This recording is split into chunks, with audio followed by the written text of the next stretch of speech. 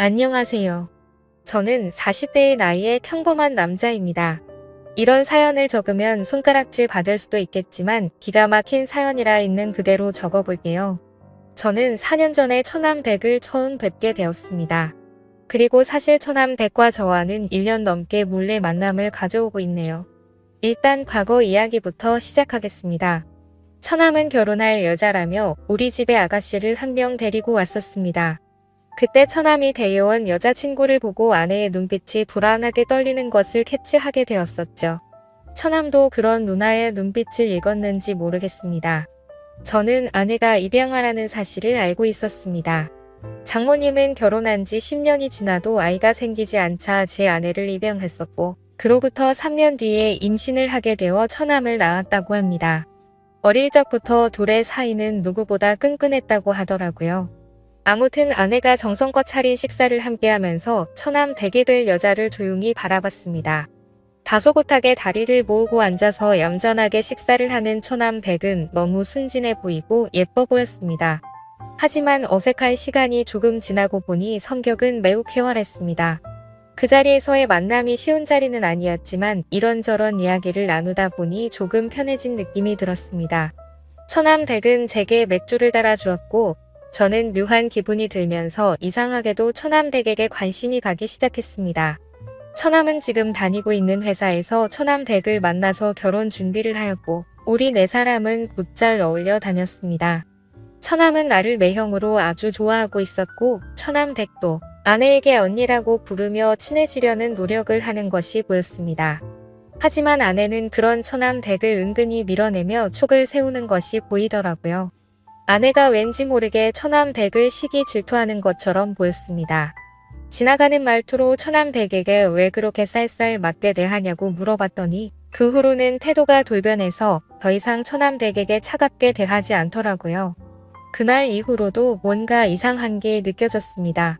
처남과 처남댁이 결혼하기로 한 후로 아내는 굉장히 신경이 날카로워진 것이 느껴지더라고요. 자기의 사랑스러운 남동생을 그 여자에게 뺏겼다는 일종의 질투심인가 보다 하고 넘기고 싶었는데 아내는 식탁을 치우다가도 잠이 들기 전에도 멍을 때리는 모습을 보였습니다.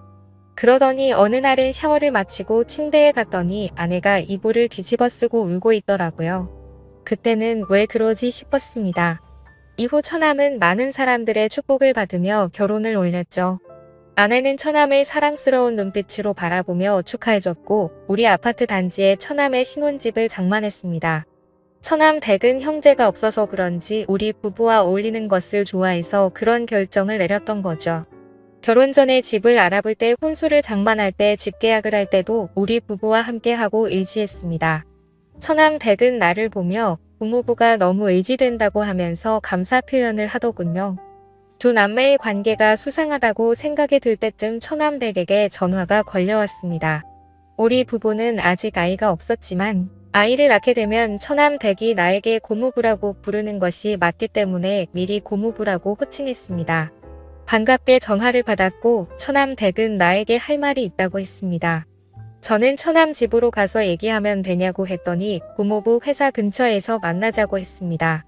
저는 처남 댁이 왜 나를 만나자고 하는지 목소리를 듣고 조금은 감이 왔습니다.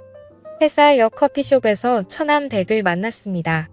처남 댁은 나에게 미안한 기색이 역력했습니다. 처남 댁은 처남의 행동이 좀 수상하다고 하더라고요. 전화를 안 받을 때도 있고 한밤중에 누구와 통화를 할 때도 있다고 하는 것이었습니다. 처남 댁은 처남에게 무슨 일이 있냐고 물어본 적이 없고 혼자 끙끙 앓다가 저를 찾아온 것이었죠. 가정생활에 불안함을 느낀 처남 댁에게 알 수 없는 미묘한 감정을 느낀 나라는 놈도 참 늑대 같다는 생각이 들었습니다. 처남 댁은 남편이 바람을 피운다는 사실보다 버림받을지 모른다는 불안한 마음이 더 큰 것 같았습니다. 그런 처남 댁이 너무 가엽게 느껴지더라고요. 어딜 봐도 믿질 게 없는 결혼을 한 처남 댁이 왜 그런 생각을 하는지 안타깝기만 했습니다. 그래서 지금 이상한 행동을 하는 건 처남인데 왜 처남 댁이 더 불안해하고 겁을 먹고 있냐고 화를 냈습니다. 처남 댁은 안 그래도 속상한 마음에 나를 찾아왔는데 나에게 쓴 소리를 들으니 속이 상한지 눈물을 보이더군요. 처남 댁은 버스 타고 집에 가겠다고 했지만 잘 달래서 제 차에 태웠습니다. 처남댁은 고모부님과 따로 만나서 털어놓으니 의지가 된다고 감사하다고 하더군요. 저는 작은 고민이라도 함께 나누고 싶다고 했습니다. 처남댁은 그런 내가 오빠같이 느껴진다며 웃어 보이는데 그 미소를 보자마자 가슴이 떨리더라고요. 그날 처남댁을 차에서 내려준 뒤 처남은 정말 못할 짓을 하고 있다고 나쁜 놈이라는 생각이 들었습니다. 그리고 얼마 후에 처남댁의 아버지가 몸이 좋지 않아 병원에 계신다는 연락을 받았고 처남댁은 급히 고향에 내려가게 된 날이었죠. 저는 회사 일이 일찍 끝나 집에 일찍 퇴근했습니다. 아내는 집에 없었고 밤중에 들어오더군요. 어디 갔다 오냐고 물었더니 평소에 듣는 사람이 웬일로 일찍 들어왔냐고 당황해하는 것이었습니다. 아내는 동생 집에서 저녁 차려주고 얘기 좀 하고 왔다고 하더라고요. 그때 나는 등이 오싹해지는 느낌이 들었습니다. 혹시 처남이 한눈 파는 상대가 내 와이프일지도 모른다는 생각이 들더라고요. 그 둘은 서로 피가 안 섞인 남남이고 내가 처남과 술을 마신 날에 처남이 우리 집에서 잠을 자고 가는 날이 많았던 게 생각이 났었습니다. 아내가 처남을 애타게 찾는 날도 있었고 처남이 집에 안 간다고 버틴 날도 있었던 것이 떠올랐어요. 저는 퍼즐 조각이 맞춰지는 듯한 느낌을 받았습니다. 그래서 처남과 일부러 집에서 술을 마신 뒤 제가 먼저 술에 취한 척 연기를 해보았었죠. 처남은 집에 가지 않고 거실에서 잔다고 했고 나는 일부러 코를 골며 자는 척 했습니다. 그러다가 내 숨소리가 안정되니 둘이 속닥거리는 소리가 들렸습니다. 옷방으로 가서 같이 있자고 하는 소리를 듣고 말았던 거죠. 촉을 세우고 그 둘의 만행을 다 알게 되었습니다. 그래서 당장 들이닥칠까도 생각해봤지만 이렇게 넘어가는 건 아닌 것 같아서 증거라도 모으려고 일단 넘어가게 되었죠. 다음날 처남댁의 아버지는 병원에서 투병하시다가 돌아가셨다는 소식을 듣고 와이프와 함께 조문을 갔습니다. 처남댁은 얼굴이 퉁퉁 부어있더라고요. 너무 많이 울어서 정신을 못 차려서 우리가 좀 쉬라고 했지만 고집을 꺾지 않았습니다.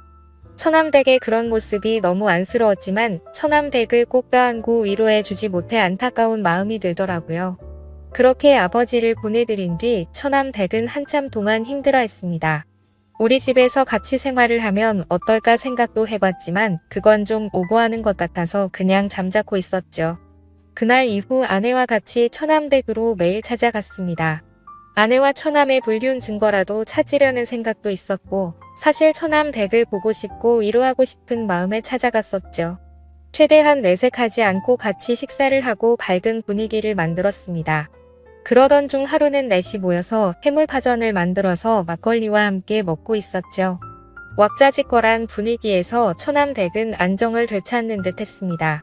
그런데 저는 아내와 처남이 서로 좋아하는 눈빛을 교환하는 것을 캐치하게 되었죠. 증거를 더 찾아야 해서 내색할 수 없었지만 이제 확실하게 알았습니다. 그리고 처남댁이 자꾸 신경 쓰이기 시작하더군요. 저도 모르게 점점 더 처남댁에 대한 마음이 커져갔고 도저히 참지를 못하고 어느 날 저녁에 연락을 했습니다. 처남댁에게 알려줄 게 있는데 처남과 아내에게는 알리지 말고 조용히 만나자고 했죠. 처남댁에게 저녁을 같이 먹자고 했고 처남댁은 흔쾌히 알겠다고 하더군요. 우리 둘은 조용한 레스토랑에서 만났고 요즘 어떻게 지내냐고 물었습니다. 아버지가 유독 자기를 예쁘게 대해줬는데 그런 아버지를 떠나 보내서 슬픔이 무척 컸었다네요. 그래도 요즘은 저희 덕분에 좀 많이 나아졌다고 했습니다. 그래서 어렵게 저는 말을 꺼내고 말았죠. 사실은 아내와 처남이 친남매 사이가 아닌데 만남을 가지는 것 같다고요. 그러자 처남댁도 이 사실을 눈치챘는지 자신도 이미 알고 있었다고 했습니다. 그런데 자신도 증거물을 찾기 위해서 역겨운 생활을 이어가고 있다고 하더라고요. 그래서 처남댁과 저는 같은 상황에 처했는데 우리라도 서로에게 힘이 되자고 말했고 살면서 어려운 일 있으면 언제든 얘기하라고 했죠. 그렇게 저희는 이야기를 더 이어갔고 와인을 마시기 시작했습니다. 그런데 처남댁이 술에 취해서 그런지 눈물이 글썽거리더라고요. 그래서 저는 얼른 옆자리로 자리를 옮겼고 그녀를 토닥여주면서 위로해 주었습니다. 그 순간 기분이 묘해졌고 저도 모르게 그녀에게 제 마음을 솔직하게 말을 했죠. 사실 처음 보는 순간부터 좋아했다고 고백을 했고 처남댁과 또 데이트하고 싶어요 라고 말을 했습니다. 처남댁은 우리 이러면 안 되는 거 아니냐고 저를 밀어내더군요. 그래서 저는 처남댁의 눈을 똑바로 보면서 나를 의지하고 있지 않냐고 물었습니다. 그제서야 처남댁은 흐느껴 울면서 나에게 기대더군요. 저는 그런 처남댁을 안아주었고 우리는 서로의 사랑을 확인하고 연인이 되었습니다. 그리고 저희의 만남은 비밀로 하자고 했고 서로가 저 남매라는 가면을 쓴 더러운 인간들 증거를 모아서 이혼을 하자고 했네요. 그리고 모든 상황이 정리되면 처남댁에게 결혼을 하자고 약속했습니다. 살다 보니 참별의 별일이 다 있는 듯 하지만 아무렴 어떤가요? 결국에는 제가 사랑하는 여자를 만나게 되었으니 해피엔딩이 아닐까 생각이 듭니다. 제 사연을 읽어주셔서 감사합니다.